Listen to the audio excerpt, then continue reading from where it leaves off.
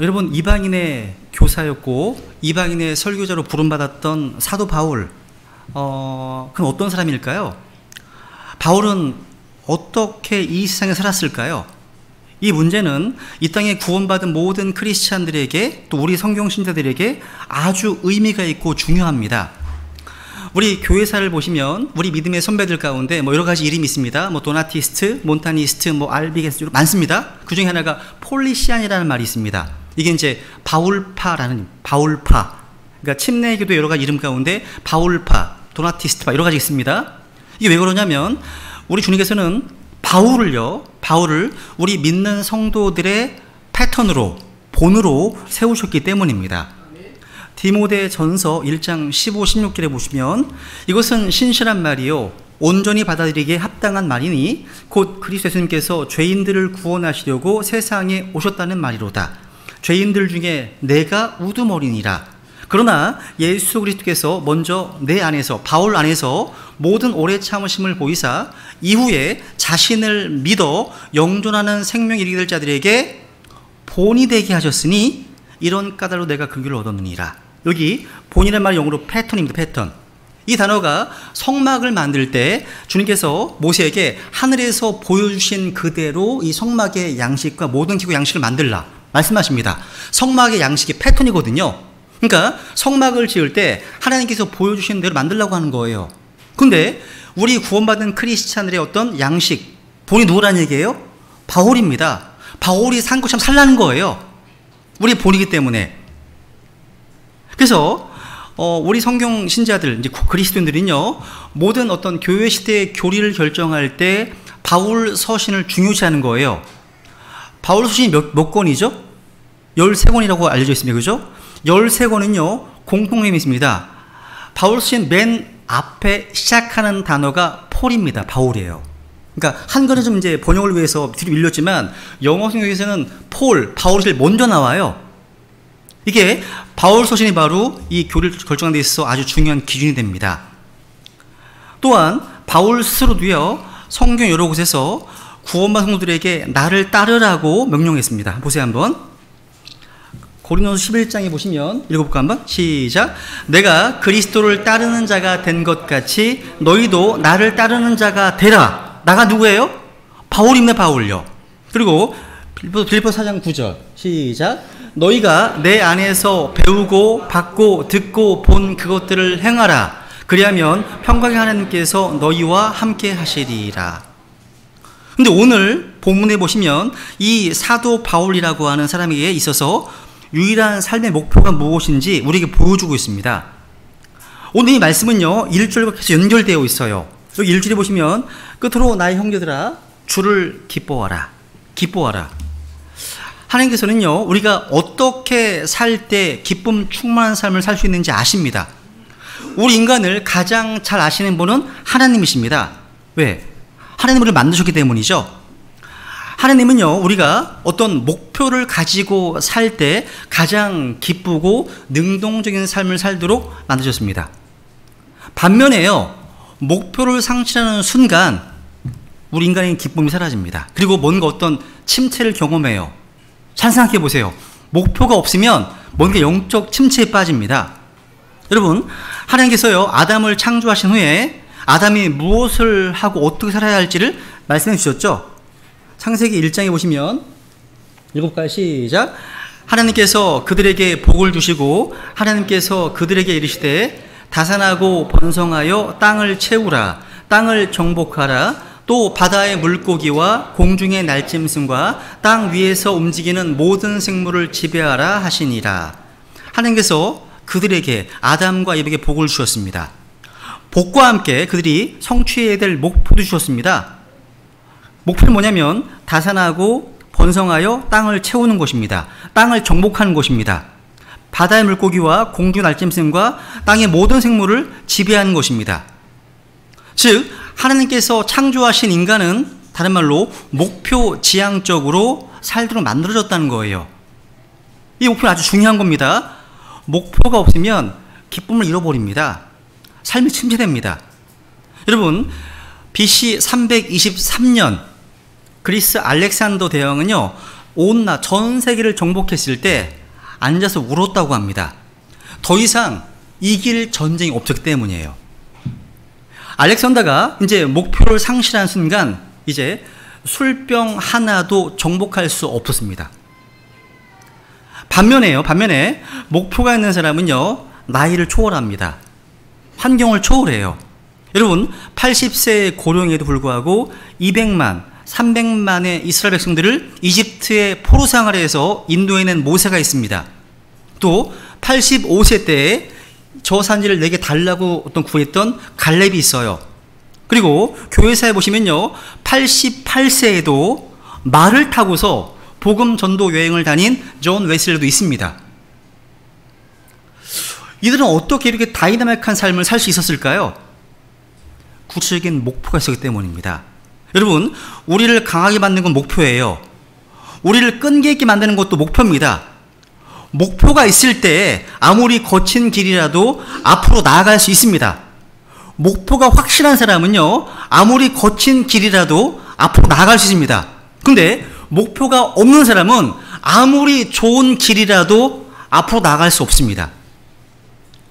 오늘 본문에 보시면요, 상을 받기 위해서 표대를 향해서 밀고 나아가는, 다른 말로 목표 지향적인 삶을 살았던 사람 바울을 만나게 됩니다. 오늘 본문을 통해서 그러한 삶이 어떤 삶인지 한번 정리해 보겠습니다. 우선 목표 지향적인 삶은요, 거룩한 불만족에서 시작합니다. 따라해보세요. 거룩한 불만족. 우리는 모든 데에서 감사하라 이렇게 부름받았습니다. 바울은 모든 환경에서 스스로 만족하는 법을 배웠습니다. 근데 바울은요, 자기가 이루어야 될 어떤 목표를 성취함에 있어서는 일평생 거룩한 불만족을 가지고 살았습니다. 즉, 영적 성장에 있어서는요, 거룩한 불만족을 가지고 살았다는 겁니다. 항상 아직도 이루어야 될 목표를 가슴에 품고 살았습니다. 오늘 본문 12절 보시면, 나는 내가 이미 도달한 것처럼 말하지 아니하며 이미 완전한 것처럼 말하지도 아니하고 다만 그리스도 예수님께서 나를 붙잡아 이루시고자 하신 그것을 붙잡으려고 뒤따라간다. 바울은요, 목표를 가지고 있지만 그 목표에 이르지 못했다고 고백합니다. 바울은 앞에 있는 목표를 생각하며 살고 있습니다. 그런데 그 다음 보시면, 형제들아, 나는 내가 이미 붙잡은 줄로 여기지 아니하고 다만 한 가지 일을 행하나니 곧 뒤에 있는 그것들은 잊어버리고 앞에 있는 그것들에 도달하려고 나아가. 그러니까 바울에게는요, 지금 현재에 만족하거나 안주하지 않으려고 하는 강한 결심이 있었습니다. 저는 이 바울의 삶의 태도가 너무 멋있습니다. 멋있어요. 우리 또한 바른 성경과 바른 복음과 바른 교리를 알고 있는 성경 신자로서 혹시 침례 교도로서 안주하고 있으면 안 됩니다. 안주하면 더 이상의 성장은 없거든요. 예전에 올림픽 경기에서 금메달을 땄던 마라토너 황영조 선수가요, 메달을 딴 후에 했던 아주 겸손한 말을 지금도 기억합니다. 이렇게 얘기했어요. 국민들의 성원과 기대를 저버리지 않도록 최선을 다하겠습니다.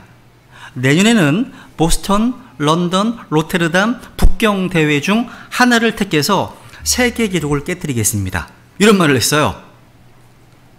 여러분, 바울이 만약에요, 다른 사람과 비교했다면 영적 성숙도에 있어서 어느 경제에 이르렀다고 말할 수 있을 겁니다. 근데 바울은요, 내가 이미 도달하지 않았다 고백합니다. 바울은요, 예수님을 개인적으로 만났습니다. 그리고 전 세계를 다니면서 복음을 전파했습니다. 그리고 바울은 신약 성경의 3분의 1을 기록했습니다. 그런 바울이 이미 완전한 것처럼 말하지도 아니하고 이렇게 고백합니다. 그러니까 아직 완전해 있지 않다고 말합니다. 사실 이런 말을 할 수 있다는 것이 이미 성숙의 증거입니다. 여러분, 크리소스톰이라는 말 이렇게 얘기했습니다. 자기 자신을 완전한 자로 생각하지 않는 것이 완전한 사람의 표지이다 라고 말했습니다. 바울은요, 겸손하게 자신은 아직도 성장해야 되고 성취해야 될 목표가 있다 강조했습니다. 이런 바울의 태도를요, 마지막 시대의 마지막 시대의 교회, 라오디게아 교회와 비교해 보면 의미가 좀 새롭게 다가오더라고요. 한번 보세요. 계속 3장 보세요. 한번. 마지막 교회 모습입니다. 시작. 그런즉 내가 이같이 미지근하여 차지도 아니하고 뜨겁지도 아니하므로 내가 내 입에서 너를 토하여 내리니 이는 내가 이르기를 나는 부자라 내가 재산을 불렸으니 아무것도 부족한 것이 없다 하면서 내 비참한 것과 가련한 것과 가난한 것과 눈먼 것과 벌거벗은 것을 알지 못하기 때문이라. 인생에서요 가장 가난한 사람은 자신이 영적으로 눈멀었다는 것, 벌거벗은 것을 알지 못한 채 그저 부족한 게 없어 만족하며 살아가는 사람입니다. 근데 진짜 부유한 사람은요 영이 가난한 사람입니다. 자신의 부족함을 깨닫고 끊임없이 목표를 향해서 나아가는 사람입니다. 우리는 아직 완성되지 않았습니다. 아직 갈 길이 너무 멉니다. 우리는 현재 지금 만들어져 가고 있는 공사 중의 사람들입니다. 마틴 루터가 이런 말을 했잖아요. 그리스도인의 본질은 그가 이미 될 것에 있지 않고 그가 되어가고 있는 곳에 있다. 이렇게 말했는데 바로 이 말씀입니다. 두 번째, 목표 지향적인 삶은요 한 가지 목표에 집중하는 겁니다. 따라해보세요. 한 가지 목표에 집중하자. 바울은요 목표 지향 삶을 살았습니다. 근데 바울은 한 가지 목표에 집중하는 것이 너무 중요하다는 알았습니다. 바울은요 보세요. 한번 빌립보 3장 13절에 보시면 형제들아 나는 내가 이미 붙잡을 여기지 아니하고 다만 이 한 가지 일을 행하나니 다른 말로 이것을 표대라고 말합니다. 표대라고 말합니다. 표대는요 한 방향입니다. 표대를 향해 나아간다는 것은요 그 다른 방향을 포기한다는 얘기예요. 포기한다는 겁니다. 그래서 그리스도 예수님 안에서 하나님의 높은 부르심의 상을 받으려고 표대를 향해 밀고 나아간다. 바울은 이 한 가지 일에 온 힘을 집중하고 있습니다. 이것이 승리의 비결이에요. 기쁘게 사는 삶의 비결입니다. 목표가 정해지면 에너지를 집중할 수 있거든요. 이게 마치 이런 것 같아요. 여러분 그 레이저 기술 아시죠? 레이저 기술. 여러분 집중된 목표를 가진 사람은요 레이저 빔과 아주 비슷해요. 보통의 이런 백열 전구는요 일반적으로 공간을 비출 수 있는 반면에 레이저는요 정교한 안구 수에서부터 열핵 폭발을 일으키는 곳에 이르기까지 광범위하게 이렇게 사용되고 있습니다. 레이저는요 전화선의 100만 배 이상의 정보를 우송할 수 있고 60초 안에 2만 줄을 프린트할 수 있습니다. 그리고 다이아몬드처럼 단단한 물질에서부터 고무처럼 부드러운 물질에 이르기까지 모든 물질에 구멍을 낼 수 있습니다. 그러니까 레이저 힘은 한마디로 컨센트레이션, 집중의 힘입니다. 집중의 힘이에요. 우리가 가진 진짜 문제가 뭘까? 집중의 문제입니다. 여러 가지 일이 아니라 오직 한 가지 일에 집중한다면 아마 우리 삶은 놀랍게 달라질 겁니다. 사실요, 목표는요, 미래와 연관되어 있습니다. 우리는 끊임없이 영혼을 바라봐야 되고 미래지향적인 삶을 살아야 됩니다. 구체적인 목표를 세우고 거기에 힘을 모아야 한다는 거죠. 힘이요, 한 곳에 모일 때 거기에 무서운 힘을 발휘합니다. 물이 한 방울 계속 떨어지면요, 바위도 뚫을 수 있습니다.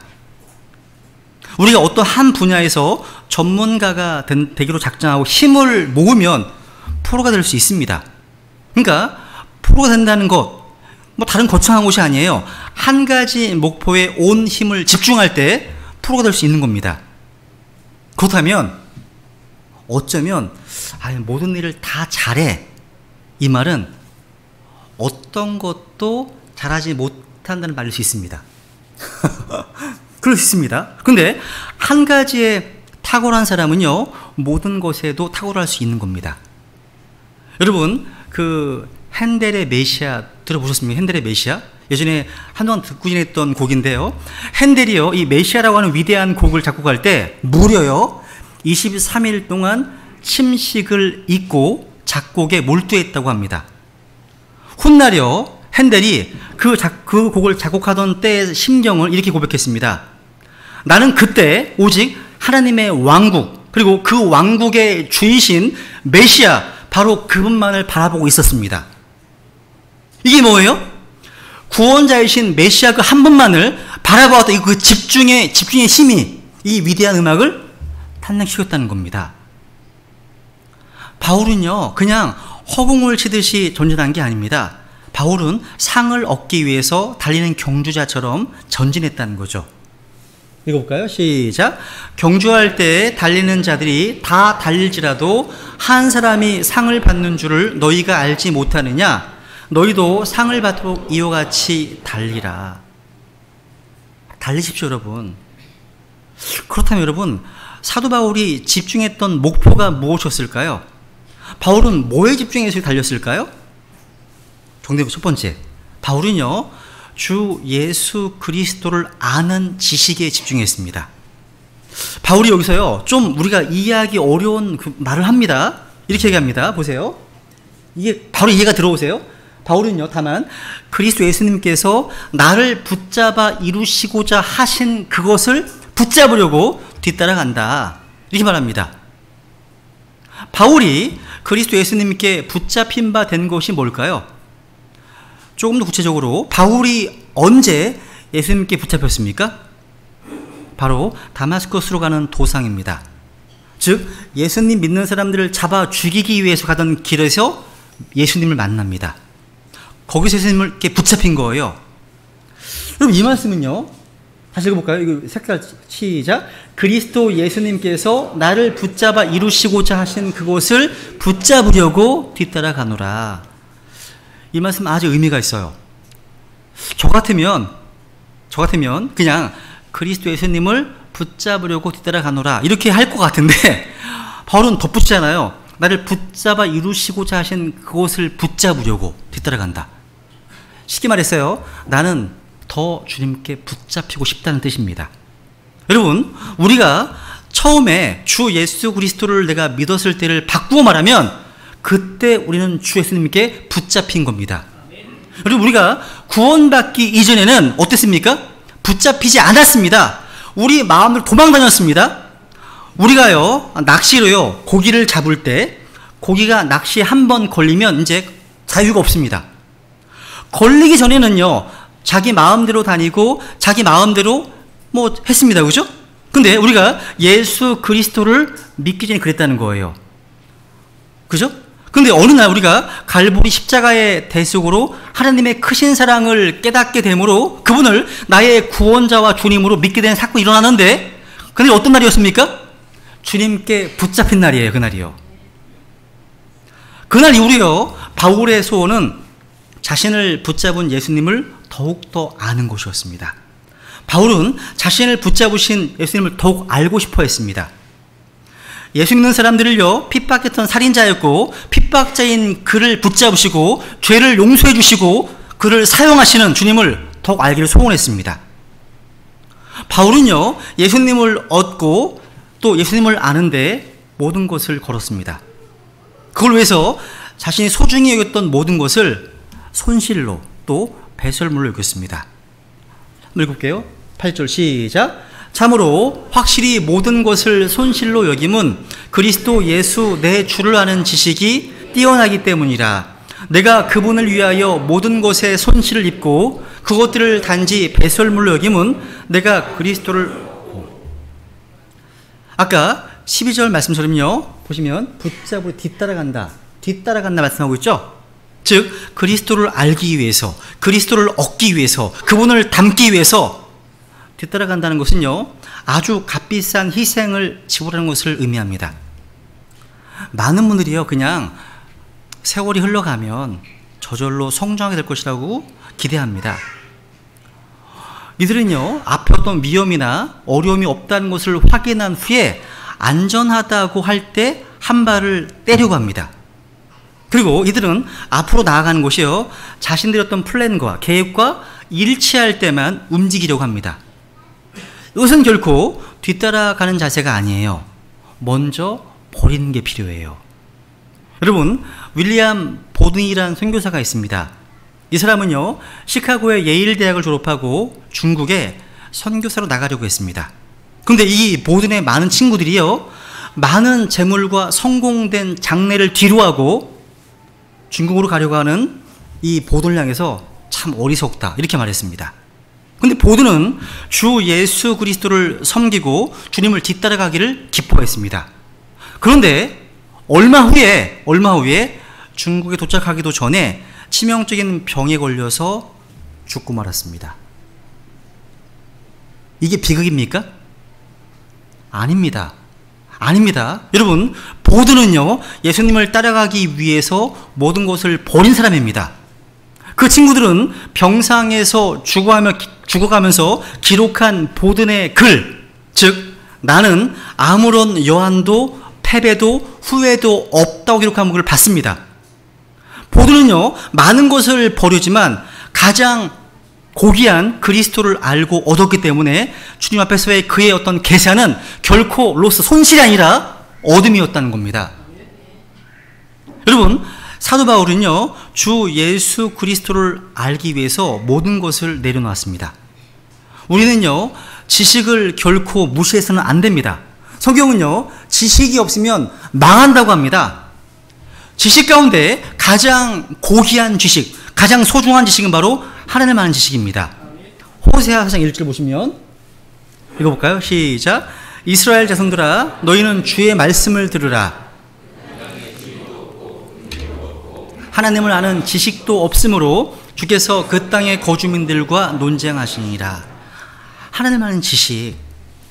우리가요, 예수님을 믿으면 우리는 예수님을 모시게 됩니다. 예수님을 모시는 순간 우리 안에 영원한 생명 얻게 됩니다. 그리고 영원한 생명을 얻게 되는 순간부터 예수님을 알아갑니다. 여러분, 영생은 뭐예요? 주 예수님을 알아가는 거예요. 그래서 영생은 이것이니 곧 그들이 유일하신 참 하나님 아버지와 아버지 보내신 자 예수 그리스도를 아는 것이니이다 말씀하고 있습니다. 여러분, 우리가요, 주 예수님을 알아가면 알아갈수록 예수님을 사랑하게 됩니다. 여러분, 사랑과 지식은 비례해요. 비례합니다. 더 많이 사랑할수록 더 많이 알게 됩니다. 사랑한 것만큼 알게 되고 또 아는 것만큼 사랑하게 됩니다. 우리는요, 사랑하는 대상에게 관심을 갖게 됩니다. 사랑하는 사람, 또 사랑하는 것들과 가장 많은 시간을 보냅니다. 저는 우리 아이들이 뭘 가장 사랑하는지를 알아요. 핸드폰을 가장 사랑합니다. 그래서 모르는 게 없어요.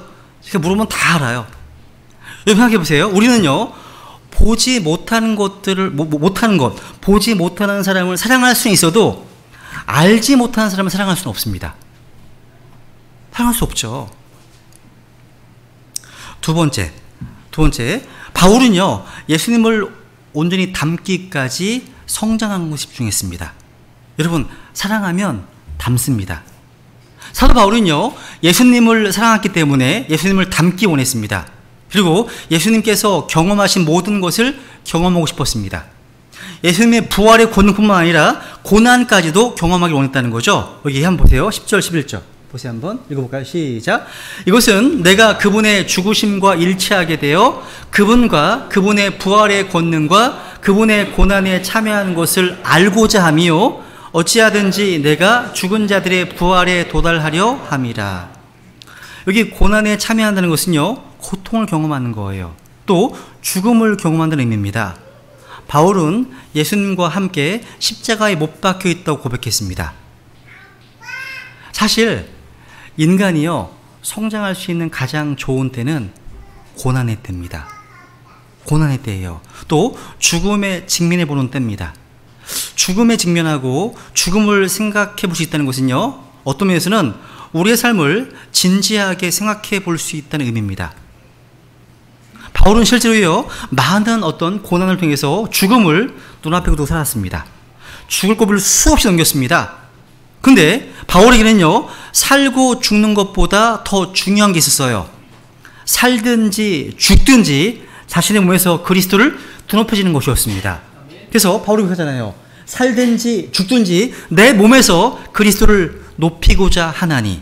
내게는 사는 것이 그리스도시요 죽는 것이 이득이니라. 이 예수님을 높이고 기쁘시게 하는 삶만큼 보람있는 삶이 어디 있겠습니까? 바울에게 있어서 삶의 유일한 목표는 한 가지로 요약될 수 있습니다. 바로 예수 그리스도십니다.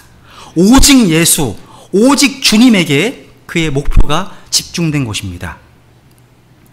우리 믿음의 선배 가운데 모라비아 교도가 있어요. 모라비안 교도. 모라비안. 근데 이 모라비안 교도였던 이 진젤토르프라는 백작이 있습니다. 이분이요, 많은 유혹을 물리치고 주님의 길을 선택하면서 이렇게 고백했습니다. 나에게는 한 가지 야망이 있노라. 한 가지 야망이 있답니다. 그분이다. 이렇게 얘기했습니다. 이 한 가지 야망입니다. 오직 그분을 알고자 힘썼다는 겁니다. 그러니까 이 사람들이요, 바울 사도처럼 오직 예수님을 목표로 삼았다는 거죠. 여러분, 목표 지향적인 삶은요, 앞을 향해 전진하는 거예요. 믿음으로 산다는 것은요, 앞을 향해 전진하는 겁니다. 그래서 뒤를 돌아보지 않습니다. 바울은 뒤에 있는 것은 잊어버리고 앞을 향해 전진하는 삶을 살았다는 거죠. 다시 보겠습니다. 13절 말씀 다시 보겠습니다. 다시 시작. 형제들아, 나는 내가 이미 붙잡은 줄로 여기지 아니하고 다만 이 한 가지 일을 행하나니 곧 뒤에 있는 그것들은 잊어버리고 앞에 있는 그것들에 도달하려고 나아가. 뒤에 있는 그것 잊어버린다. 바울은 과거에 매이지 않고 미래 지향적인 삶을 살았습니다. 바울은요, 현실에 감사했지만 현실에 안주하지 않았어요. 이스라엘 백성들은요, 6월 어린 양의 피로 출애굽한 이후에 광야로 나아가게 됩니다. 광야 여정을 걸어가야 했는데, 근데 이스라엘 백성들이 앞으로 가지 못하도록 하는 곳이 있었습니다. 그게 뭔지 아세요? 한마디로 뒤를 바라보는 거였습니다. 그래서 민수기 11장에 보시면 얘네들이 이집트를 그리워합니다. 한번 보세요. 시작. 우리가 이집트에서 마음대로 먹던 물고기와 오이와 수박과 부추와 양파와 마늘을 우리가 기억하오니와 이제는 우리의 혼이 메마르고 이 만나 외에는 우리 눈앞에 아무것도 없도다 하니라. 야, 과장을 하죠 많이? 이집트에서 마음대로 먹었대요. 이게 약간 뭔가 나오면 이전에 경험했던 거에 대한 또 과장을 하는 것 같아요. 이전에 했던 교회 너무 힘들어서 나왔는데 이전 교회를 또 그리워해. 이렇게 있는 것 같아요. 아닙니다, 여러분요. 그러니까 이들은요, 하나님께서요, 미래에 주실 축복을 내다보지 못하고 과거를 바라보는 어리석음에 빠졌습니다. 정말 예수 그리스도를 뒤따라가는 사람들은요, 뒤에 있는 것들을 잊어버린 사람입니다. 많은 사람들이요, 과거 속에 살고 있어요. 그죠? 어떤 분이 이렇게 얘기하더라고요. 이게 좀 와닿았어요. 사람이요, 앞을 바라보는 일을 그치고 뒤를 바라보기 시작하는 나이가 바로 노년입니다. 노년. 여기에 영적인 노년들 많이 계실지 모르겠습니다. 앞을 바라보시라는 겁니다. 여러분, 과거에 매여 사는 사람들은요, 결코 승리자로서 인생 살 수 없습니다. 그렇기 때문에 과거가 여러분을 다스리지 못하게 하시라는 겁니다. 과거가 여러분에게 왕노릇하지 못하게 하시라는 겁니다. 과거를 통해서 배우긴 배우되 과거에 머무르지 마시라는 거죠. 많은 사람들이요, 과거에 어떤 경험했던 상처와 아픔을 되새기며 살아갑니다. 근데 과거는 지나갔어요. 돌이킬 수가 없습니다. 여러분, 과거를 되새기면서 사는 사람은요, 마치 톱밥을 켜는 사람과 같습니다. 피해생산적인 거예요. 나무를 켜야지 톱밥을 아무리 켜봐야 얻는 것이 무엇입니까? 중요한 것은 현재와 미래입니다. 지나간 과거는요, 이것을 내가 어떻게 해석하느냐 하는 것이 문제일 뿐입니다. 사도 바울은 과거의 두 가지를 잊어버렸습니다. 첫 번째 뭐냐면 과거의 실패를 잊었습니다. 바울은요, 과거에 잘못한 게 많았잖아요. 하나님의 교회를 핍박했고 스테반을 잡아 죽이기까지 했습니다. 이런 과거 일이 늘 자기를 괴롭혔습니다. 근데 바울이 이런 과거의 실패와 범죄에 집착하고 있었다면 결코 앞으로 나아가지 못했을 겁니다. 근데 바울은 예수님을 만났고 그리스도의 복음을 받았습니다. 자신의 죄의 문제를 오직 예수님께서 해결하셨음을 알았습니다. 예수님께서 십자가에 피 흘리심으로써 자신의 모든 죄를 용서하셨구나, 이 사실을 알았습니다. 예수님께서 과거의 문제를 모두 해결해 주신 겁니다. 그렇습니다. 예수님은요, 바울에게 하신 것처럼 우리의 모든 과거를 다 청산해 주셨습니다. 우리의 모든 죄를 주님의 피로 용서해 주셨다는 거죠. 그래서 히브리서 8장 12절, 내가 그들의 불의에 대하여 긍휼을 베풀고 다시는 그들의 죄들과 그들의 불법들을 기억하지 아니하리라 하셨습니다. 하나님께서는요, 우리의 모든 죄를요, 망각의 바다에 던지셨습니다. 우리의 죄를 용서하신과 동시에요, 우리의 죄를요, 망각의 바다에 던져버리셨다는 거죠. 이것을 미가서에 보시면 주께서 그들의 모든 죄를 바다의 깊음 속에 던지시리이다 얘기했습니다. 여러분, 코리 텐 붐이라는 여사가 이런 말을 했어요. 되게 재밌게 읽었던 책이거든요. 이렇게 얘기하셨더라고요. 이 바다는요, 어떤 고기도 살 수 없는 철저한 망각의 바다입니다. 이 바다 앞에는 이런 팻말이 붙어 있다고 합니다. 낚시 금지. 낚시 금지. 여러분의 죄를 다시 낚아서 올릴 수 없다는 겁니다. 그러니까 코리 텐 붐이 말한 망각과 용서의 바다가 바로 미가 대원자가 말한 이 바다입니다. 이 바다예요. 그래서 과거에서 떠나시라는 거예요. 과거에서요. 둘째, 그것만이 아닙니다. 과거의 성공까지도 다 잊었습니다. 어떤 경우는요, 과거의 어떤 성취, 과거의 성공에 너무 집착해서 오늘을 낭비합니다. 여러분, 과거의 성공은 귀중한 겁니다. 근데 그 성공이 우리를 교만하게 하고 안주하게 한다면 그 성공은 빨리 잊어버려야 됩니다. 사도 바울은 과거의 업적을 다 내려놓을 줄 알았습니다. 과거의 성취나 업적이나 성공을 배설물로 여겼습니다. 그래서 과거의 성공을 자랑하지 않고 오히려 자신의 연약함을 자랑했습니다. 우리는 하나님의 은혜를 잊지 말아야 됩니다. 근데 지나간 과거의 성공이나 실패는 잊을 수 있어야 됩니다.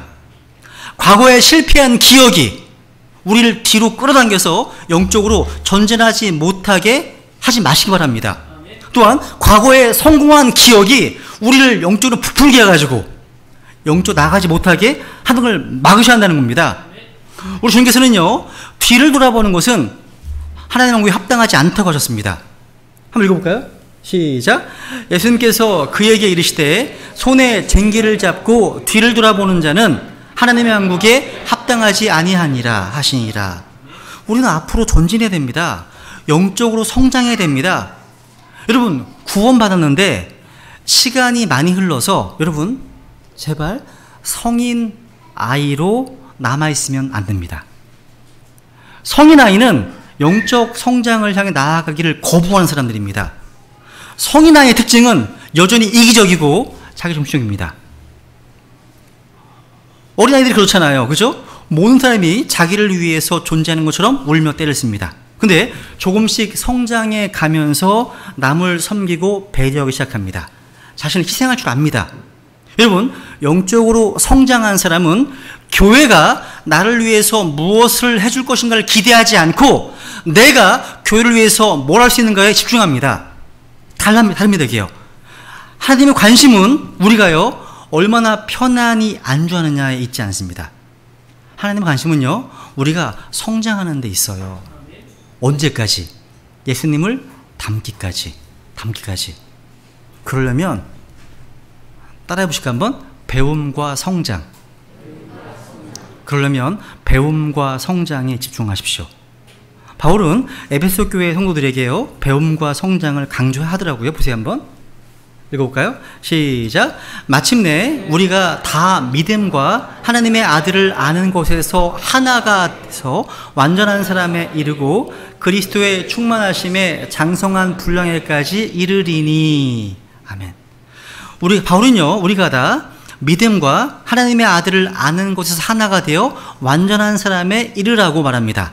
안다는 것은요, 배움을 의미합니다. 또 바울은요, 그리스도의 충만하심에 장성한 분량에까지 이르라고 말합니다. 이것은 성장을 말합니다. 배움과 성장. 바울은 지금 로마의 감옥에 있습니다. 어떤 의미에서 지금 죽을 날을 기다리고 있습니다.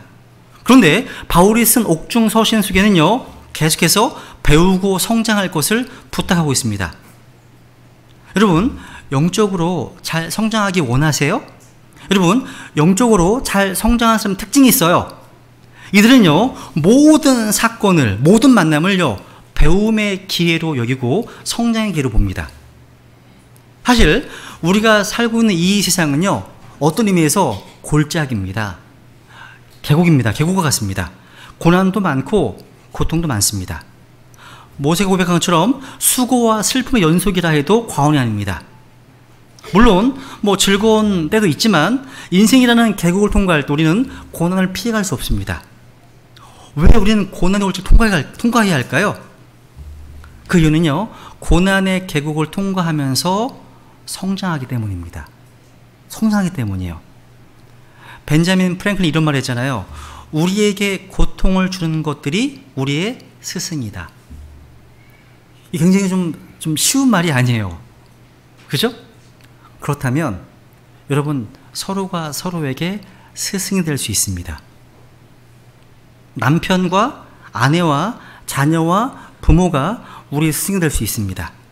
직장 동료나 상사가 우리의 스승이 될 수 있습니다. 심지어 내가 겪는 질병이 나에게 스승이 될 수 있습니다.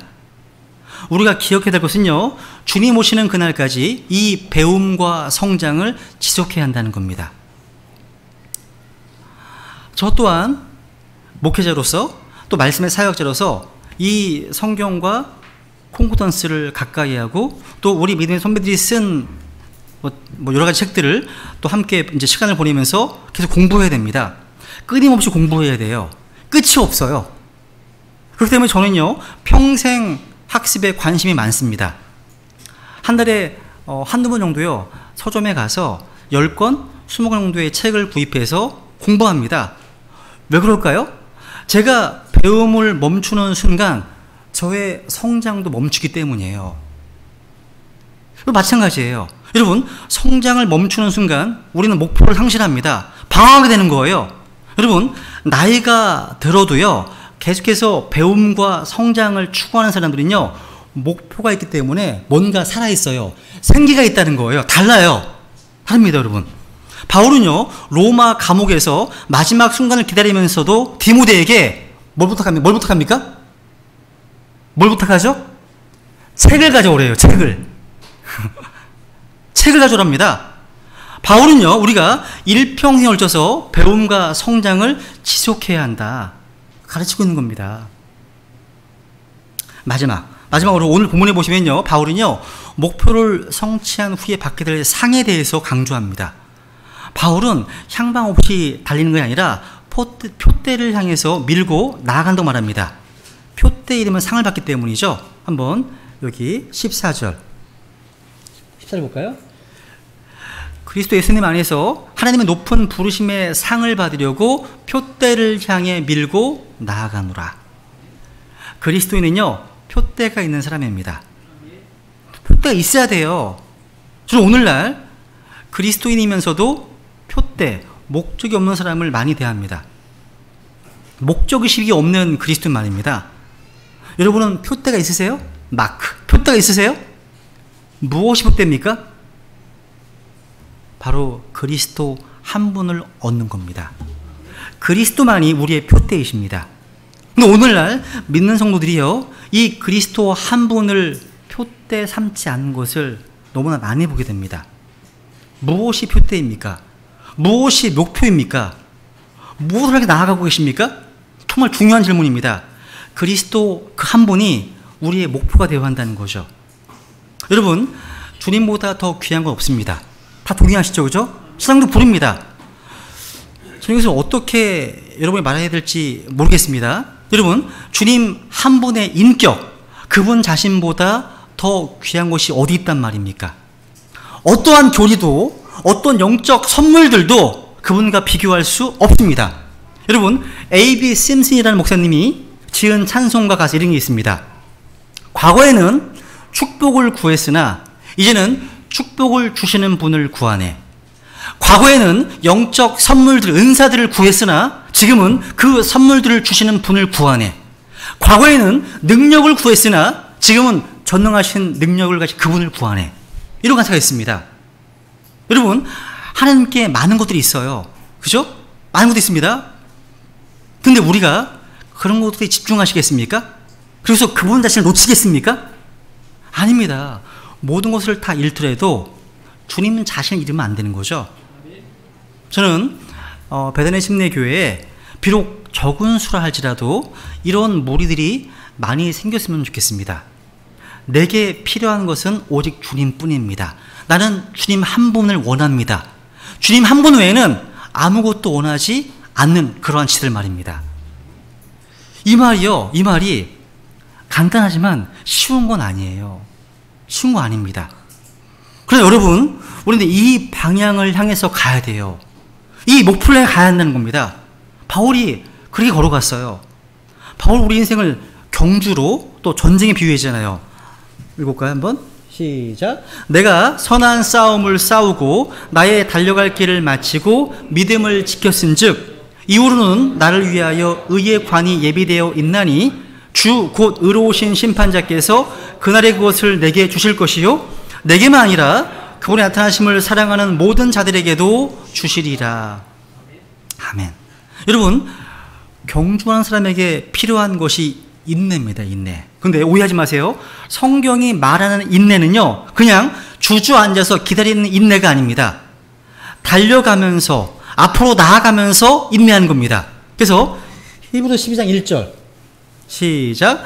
그러므로 증인들이 이렇게 큰 구름을 이루며 또한 우리를 둘러싸고 있으니 모든 무거운 것과 너무 쉽게 우리를 얽어매는 죄를 우리가 떨쳐버리고 인내로 우리 앞에 놓인 경주를 달리며, 인내로 경주를 달린다. 그래서 여러분, 아무리 힘들어도요, 하던 일을 중단하지 말고 계속하면서 인내하시라는 겁니다. 성경도 읽고 복음도 전하고 교제하면서 이런 기본적인 일을 하면서 인내하시라는 겁니다. 무엇보다도요, 주의 첫날 예배에 소홀히 하지 않고 예배에서 승리할 수 있기를 원합니다. 여러분, 주의 첫날 오전에만 하나님께 자신을 드리는 것이 아니라 주일 오후 예배에도 마땅한 자신을 드리시기 바랍니다. 그리고 환경이 허락된다면 수요 집회에도 자신을 드리시기 바랍니다.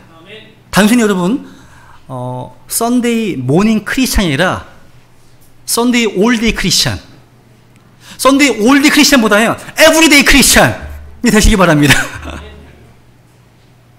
즉, 달려가는 일을 계속 달리면서 인내하라는 겁니다. 이것이 성경적인 인내고 능동적인 인내입니다. 그래서 쉽게 포기하지 마시라는 거죠.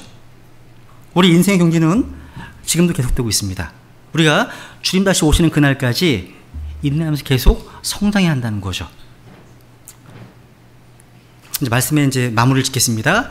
우리가요, 인생의 장애물을 만나더라도 쉽게 포기하지 마십시오. 그리고 힘들다고요, 과거로 돌아갈 수 없습니다. 우리는 앞으로 전진해야 됩니다. 그리고 고난의 골짜기를 통과하면서 우리의 속사람은 성장합니다. 하나님께서는 우리가 성장하는 모습을 보실 때 가장 기뻐하십니다. 그리고 현실에 안주하지 마세요. 그리고 과거에 매이지 마시라는 거죠. 그리고 오직 한 가지 일에 집중하시라는 겁니다. 한 가지 일. 우리의 유일한 목표이신 주 예수 그리스도께 초점을 맞춰 살아가시라는 겁니다. 그러면 하나님 뜻이요, 우리를 통해서 이루어지고 말 겁니다.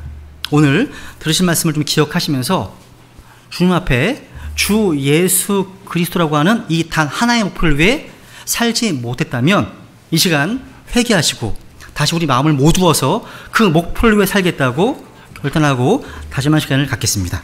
기도하시겠습니다.